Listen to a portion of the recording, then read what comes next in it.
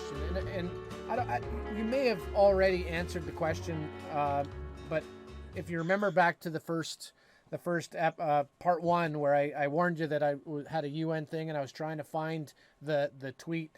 Basically, the not the tweet, the Facebook post that you had, but basically the Facebook post, if I remember right, was you were pulling support for, I don't remember what. That's where I'm a little shady, not shady, but lost, I guess you could say. Is you were pulling your support for a group or whatever because they were not in favor of the UN or something. They were clearly anti-UN. Do you Well, remember what it was? yeah, I think that's, yeah, the constitutional conventions. There's actually a lot of anti-UN groups who have it absolutely wrong, absolutely 100% wrong. And, to explain it the best, simplest way I can is this. We had world wars. World War II was the most devastating Yep. conflict, hands down, that the entire world has been in ever in history as one world, okay? And it was said after that conflict, never again. We were in that conflict because of inflationary problems, Yep. huge unemployment, all the things that we're kind of looking at right now, really. And it led to World War II. First, it was World War One. We saw heinous, heinous human rights violations. We all, whether people want to admit that or not, it's the truth. Yep. Historically, it was committed atrocities, Japanese against Chinese, Yep. Germans and the Jews. In Russia, it was committed by Germans against Russians, and oh, it just goes on and on all over the world during that conflict. There were other civil wars. It was just millions of people who were human rights violated, executed, extreme prejudice style thing. And the world said never again. We had 5 victors, 5 allies. That was China, Russia, USA, UK, and France. Mm-hmm. They were the winners. They defeated the Axis power. They created the UN, led by the USA, who was, the big time, and Russia was right there with them, and so was China before China went communist. And they all sat down with France and UK, and they formulated the United Nations Declaration of Human Rights, Geneva Convention, that was brought forward from League of Nations but had a whole bunch of attachments. Yep. There was several binding laws, 6 organs that went through, which the UNSC, those 5 nations, were the top of the world. From now on, it was going to be, we are the allies, we won the war, never again. We put in all these binding laws, we all ratified, and every nation in the world to become a UN member state had to sign those binding laws.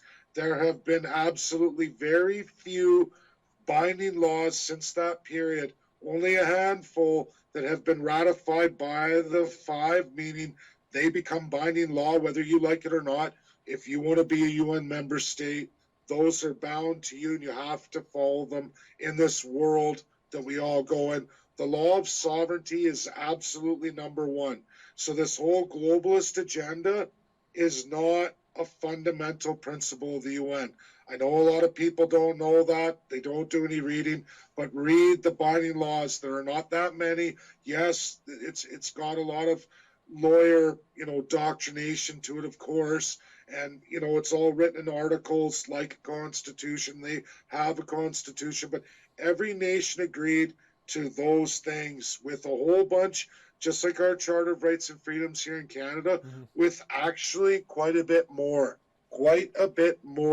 that these 5 nations said you must allow the people of your sovereign nation these powers.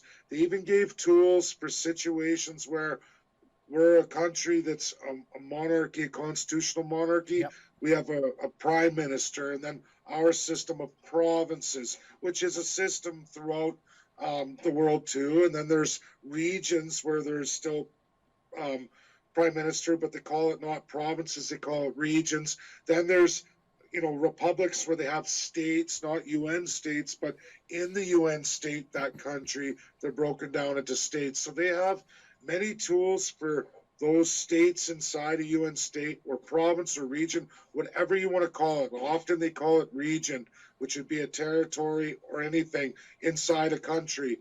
They say that there are tools, and they gave us those tools, that should a sovereign nation, UN nation, oppress a region, state, province, or territory, there's tools there for you to go to the UNSC to get your freedom. We have seen that a number of times. The last time was in 2005 with Sudan, North and South, where the UNSC administered the vote for the people, which was passed 98% to split Sudan entirely in half. That would be like a Wexit thing where they could come in and say, okay, it's a vote with BC, Saskatchewan, Alberta, and Manitoba for your freedom. The UNSC will do that like Wexit wants, or if a federal party wanted. The problem is you have to win that vote by clear majority. And if you don't, they're never going to look at you again. You know, if you go to that road, it's a one-time shot, you fail, you've lost international support to do that. And they're also the ones who are going to make you a nation if you win said referendum. Now, our Supreme Court of Canada, because of Quebec, outlined the Clarity Act on similar, but not even close really, but on the similar, workings of the UN, and they did use the UNSC to help develop that.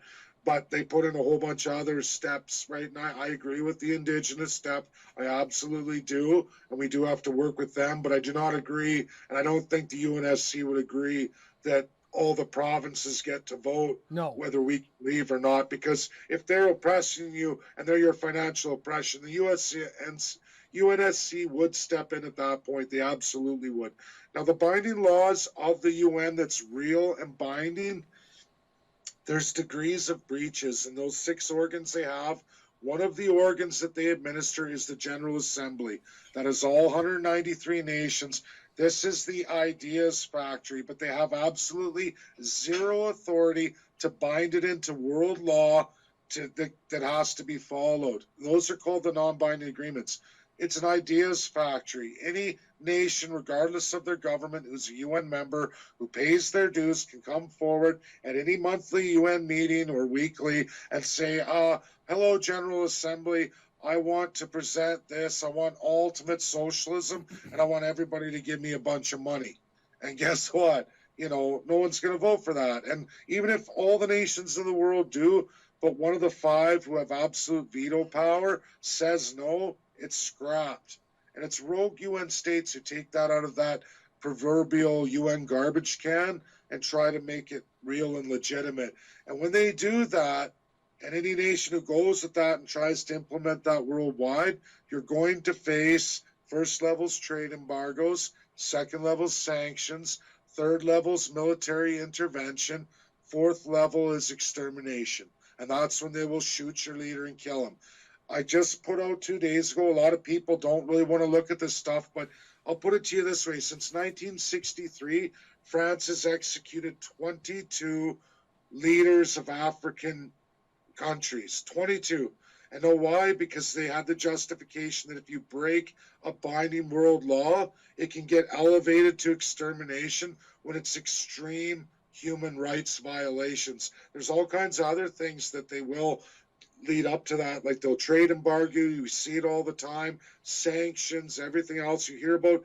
G countries, G7, G20. There's actually, and yes, there's UNSC members say, yeah, climb aboard this next level, whatever. But the ultimate level is the 5. They're the only ones legally allowed and have nuclear weapons, legally allowed to use them. There's a couple member states that got in before that law was ratified on non-proliferation, but only those 5 nations make nuclear weapons. Nobody else. You try it and your leader will be destroyed. You try to do a nuclear power plant like we have CANDU reactors here in Canada. They are not the higher class nuclear, meaning self energy creating, like the enriched uranium. It's against the world laws. If you do that, you're going to be in big trouble. Never mind sanctions and trade embargoes. That's when you're going to see military intervention. We've seen this for decades and decades. Every president of the United States, if you don't exterminate somebody for breaching a world binding law, you're not going to be a president very long. Donald Trump has already done it. President Obama did it, and on through every presidency. Um, that's you must protect that world interest. You must follow the binding laws. Democrats, Republicans alike have all used their ultimate power. It is just like 007. This isn't crackpot. You can look in the world. Have you ever heard of a Canadian prime minister ever issuing an execution order on anyone in the world? Nope. No. I mean, there's history years ago of spy versus spy stuff, but when we see 007 from the UK, that is absolutely real. The UK is a binding five original member with full power individually or collectively in the five. I mean, they have to be careful, obviously, with each other. But on the world stage, if they feel they're justified, they can execute any leader anywhere in the world deemed to have broken a binding law of severity enough. And we see it all the time. UK's done many, USA's done many, Russia, I believe it's 112. I'm not right. I think about 70 foreign executions of military leaders or rebels or government officials. Russia's executed them with absolutely no penalty. China's done a number too, not to nearly the rest actually, but they've done the imprisonment. No one stops them. They run the Muslim. I think it's Uyghur. I don't know if I'm saying that right. Yeah. They run, they run concentration camps to this day. 1 million Muslims, and you know what? Who is stopping them? Nobody, because they are abiding five. This is their power. This is what they get to do.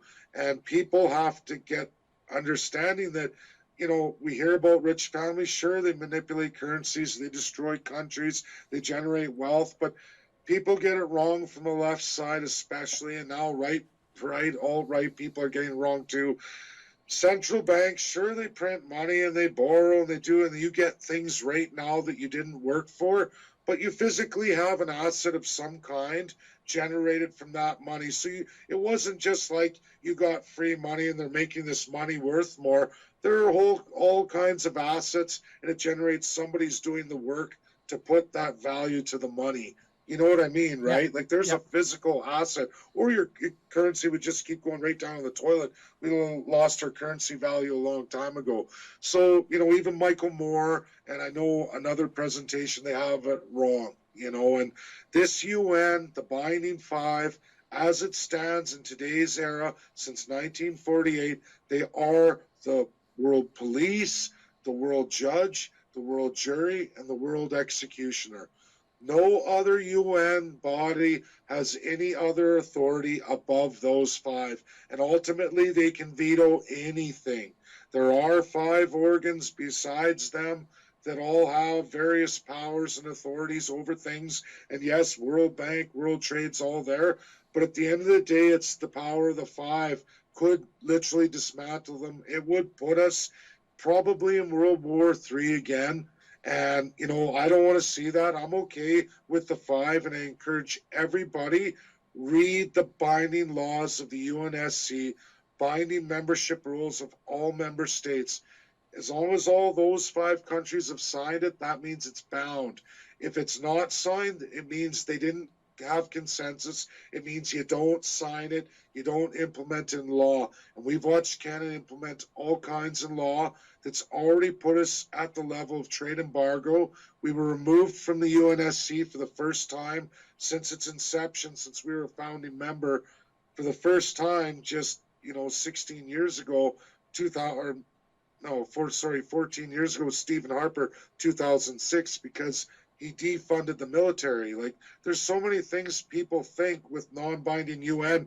They blame the UN, but it's your country who's bringing a garbage can UN agreement on a rogue UN state, and it's going to fight the five. It's why we have so much trouble right now with USA, China, Russia, UK, and France in different ways. And, we can't just take one of their narratives. If one of the five said no, it doesn't matter, friend or whatever, you say, look, you guys didn't get consensus. We want to follow your rules, and we're going to follow them to a T. And if you do that, you have a lot of success. And the nations who actually follow the binding laws are at the most success. Canada going down the toilet because we're not a good UN member. And people who say you want to leave the UN, look at the history of every country since 1948, well, 46 into 48, where they took the 2-year window to, well, we'll decide, and they decide not to join the UN. You have no protections whatsoever. Any country can invade you, do whatever they want to you, because the world binding laws don't apply to you. Don't expect the USA to stand up to a UN member state with another country that isn't a UN member state. So there is no getting away from it. It's just how we work inside the UN.